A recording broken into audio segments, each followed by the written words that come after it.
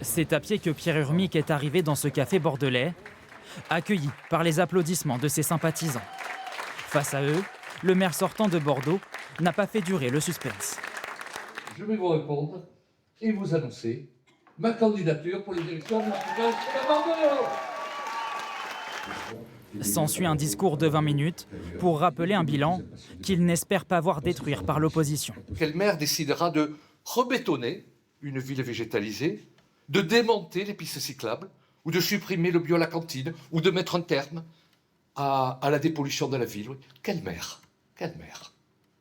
L'occasion pour lui de rappeler son attachement au poste de premier magistrat dans un contexte d'instabilité politique à l'échelle nationale. Concrètement, au quotidien, ce sont les villes qui tiennent quand l'État vacille. Une critique du pouvoir en place, reprise lorsqu'il évoque la candidature de son opposant, Thomas Cazenave. Au moment où le macronisme est déconsidéré, il est en train de quitter le pouvoir à Paris par la porte. Moi, je ne souhaite pas qu'il vienne ici à Bordeaux, qu'il atterrisse à Bordeaux par la fenêtre. Autour de lui, des militants convaincus et prêts à soutenir leur candidat.